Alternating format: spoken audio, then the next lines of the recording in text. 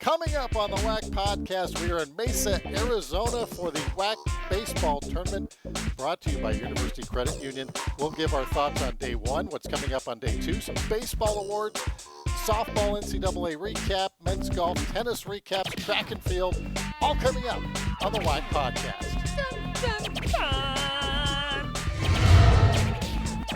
Look at where we are. We are not in the studio anymore. No, this is not a green screen behind us. We are here in Mesa, Arizona at the beautiful Hohokam Stadium, the training facility for the Oakland A's. And it's WAC baseball. We're on day two. It's about to get underway at noon Pacific. I'm not sure when this podcast will actually come out. I don't know either, but sometime during the day on Wednesday. Yeah, so sometime today, we got two games on tap. We had two games yesterday. It was the single elimination play-in games. That was a lot of fun. We'll recap that. And then today, double elimination begins. I'm not sure if people know, if they're watching this on YouTube, how much taller I am than you until they see this, since we're usually seated at about the same height. Now you guys know. That's a fun part for me today. But, yeah, what a wonderful setting we have here. As you mentioned, the spring training home of the Oakland A's.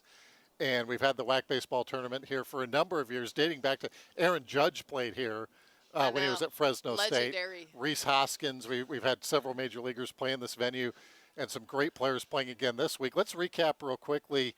Day one, Kendra, you're in the booth calling the games. First game of the tournament, UTA playing UTRGV. In this format this year, a single elimination game right off the bat. Yeah, we talked about it at the broadcast yesterday, is that these two teams met last year in the WAC tournament. It was game two. UTRGV won. They actually crushed UT Arlington 14-4 in 7 innings, but that was part of the double elimination. UTA went on and made a nice run in the tournament, winning 3 games, and UTRGV actually ended up being sent home before UT Arlington. But this year it's the play-in, that win or go home, and UTRGV was able to get it done. They got some hot bats. They win 8-4, so they advance to live another day, and they play this afternoon. We'll talk about that in just a second. The second game of the day, Tarleton State, their first ever WAC baseball tournament, taking on Sacramento State, a team that has a lot of experience in the WAC baseball tournament. Yeah, Sacramento State, they missed out on the tournament last year, but a bit of a rebuilding year in terms of how many veteran seniors had left their squad. I mean, they've always been a perennial powerhouse in this tournament. They've had 11 straight 30-plus win seasons, but Tarleton State came out, and it was pretty even for a bit, and then, my goodness, bottom of the 5th inning, 6 runs come across for Tarleton State. They just blow the game wide open. It was really the small ball. It was not a whole lot of doubles. It was just RBI single. They were just getting them around. And then they topped it off with another 4-run inning, so they ended up winning 12-6. It was their first ever WAC postseason victory in the Division I era. So Tarleton also advances, so here we are on Wednesday. We have 2 more games today starting at noon Pacific time. We're in Arizona, so it's kind of that no man's land in terms of, I think they have it right. I will always defend that Arizona has it right where they don't change the time zone. Right now they're in Pacific time, so 2 o'clock Central time. First game, we have Utah Valley taking on UTRGV. Yeah, this is going to be a fun one. I mean, the Vaqueros right now, they're playing with a lot of momentum. They only had to use one pitcher yesterday. Zach Chalman had pitched the complete game, which, in terms of a tournament where you got to save arms, it was massive for them, especially having to have played in that initial play-in game. And they're going up against Utah Valley, the 3 seed. They were in the championship last year, and so, Eddie Smith's crew is going to come out firing. They got the offense to do it. They do, and that'll be a fun one as well now that we're in double elimination. So if UTRGV were to lose, they're not going home like they were yesterday, and it's huge to have that win on this day. You don't have to go through the loser's bracket to try to win the championship. Yeah, no, I mean, you just got to work your way back up. Sometimes you're going to have to play double headers. It's hot out here. There's a lot going on. If you can save your arms and just have to go through the winning bracket, we've seen a lot of success. It's really, really hard to work your way back up. It's hot, but not as hot as it's been. I mean, this is my 7th or 8th year here.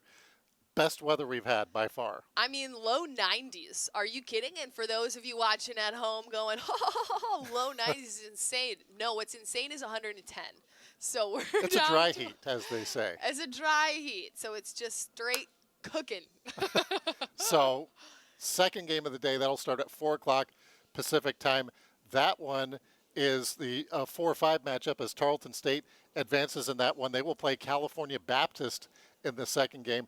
Now, it was kind of crazy that last week of the season as Grand Canyon kind of jumped out. They had clinched first place long before everybody else was done, but that kind of 2 through 7, 2 through 8 even, I mean, you could have been looking at having a double bye or playing on the first day. California Baptist was kind of in that situation. They landed in the 4 spot. Yeah, I mean, it really is crazy, just the 2 through 8. All the coaches, when we talked to them before the tournament, were talking about how close this league is. And they said, a league is good when there's barely any sweeps across the board, and that really is the case. I mean, Utah Valley just took one off of Grand Canyon in the last week of the regular series. So, anything can happen, and Abilene Christian was able to get that 2 seed, and so we'll see them on Thursday. But yeah, everywhere else it was, who are we going to play? Where are you going to be? And it really came down to the very end. Yeah, with this format, the 1 and 2 seeds definitely have a huge advantage in the fact that they don't play until Thursday. Grand Canyon, the 1 seed, as you mentioned, Abilene Christian, the 2 seed. In terms of saving arms, you could theoretically play 3 games Thursday, Friday, Saturday, win the championship. Exactly. I mean, and we saw it already with Tarleton State and Sacramento State. They were going through 4 or 5 pitchers. So you think about that, and you think about the number of pitches that each guy can throw, and they're just in the play-in part. And so not even having to worry about that and just getting as far as you can with as few pitchers as possible, I mean, it's a no-brainer. You need to have those 1 and 2 seeds are definitely a huge advantage. WAC Baseball Awards also came out this week, and for GCU, another Wilson gets the Player of the Year award. It's not Jacob Wilson, but Tyler Wilson this year. I know. Not related, by the way. Not related. Definitely not related. But, yeah, Tyler Wilson, man, he's just come on really strong as of late. He's been phenomenal for this program. They just continue to get better and better. They don't rebuild, they reload. Love that phrase. But we'll get it. I mean, they swept pretty much every single one of those postseason accolades. Abilene Christian got the Freshman of the Year. But other than that, it was the 1 and 2 seeds doing it. Yeah, Freshman of the Year and Pitcher of the Year for Abilene Christian as they get the number 2 seed. And they were in that spot where they could have been the 6 or they could have been the 2 and worked out well for the Wildcats. So we're excited to see them on Thursday. Softball also wrapping up this past week. Grand Canyon won the WAC softball tournament. They go to UCLA. Of course, the Bruins, one of the top teams in the country. They lose the first game, but then the Lopes come back and win 2 games, wind up in the regional final against UCLA again. I know. A really awesome opportunity for the Lopes because if any team was going to be able to get as far as they did, it was this team. They had so many seniors and veterans on the team, and then what they didn't have, they went in the transfer portal and picked up the WAC Player of the Year and Ashley Treeweiler, and she leads, is top something in the nation, top something. But she one of the best batters, just really good she's player. batting over 400. They had two ladies in the lineup batting over 400 and 7, I believe, 5, 7 would be plus 2 would be they 9. had an unbelievable But they had lineup. 5, over 5 people with, over 300 batting average. It was just insane. It was insane. They beat Virginia Tech, the number 17 team in the country, to advance to that regional final. So great year for Grand Canyon. Men's golf also wrapping up this past week. GCU won the men's golf championship. They went to Austin. They take 13th place. Kevin Lee, the individual champion from Seattle U. He was in Rancho Santa Fe, California. He finishes 57th out of 72. So great years for all involved in those regionals. Tennis, we had an NCAA singles championship.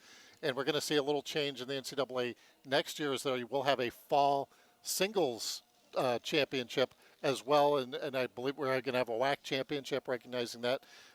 Natasha Pusey of GCU, she went to those singles finals, lost to Texas A&M's Mia Cuprez 6-2, 7-5. She 5-7, I guess if you're reading it technically, and then 6-0, but did force a third set against one of the top players in the nation. Natasha Pusey has had such a fantastic career at Grand Canyon, and so really awesome to see her, get a chance to compete. She's been with the NCAA tournament the last 2 years with the Lopes, and get a chance to, do it on her own is pretty cool as well. And then Juan Torres Espinoza of UT Arlington was the men's individual representative. He loses to Nikola Slavic of Ole Miss 6-1, 6-0. But to get to that point, I mean, you're talking about the best in the nation that you're playing against. Track and field regionals coming up this week in Arkansas.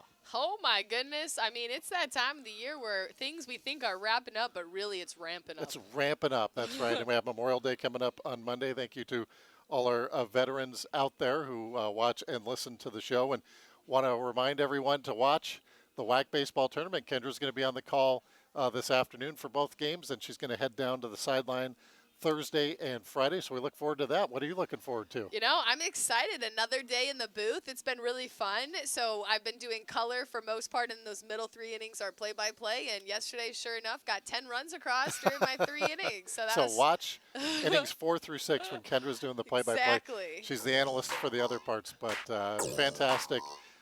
Very exciting, and we look forward to more of the same coming up. And thanks for everybody for listening to the WAC podcast. Dun, dun, dun. Thank you. University Credit Union has been serving students, employees, and alumni of the university community for more than 70 years. We've got plenty of moves that benefit our members, like the lowest loan rates in the nation guarantee, educational resources, personalized savings and investing advice, and 24/7 online and mobile banking. Plus, our virtual assistant, Royce, is always happy to deliver an assist. University Credit Union, the winning choice. Learn more and join today at ucu.org. Thanks for listening to the WAC podcast. Make sure to follow us on Facebook, Instagram, Twitter, and YouTube. And check out our website at wacsports.com.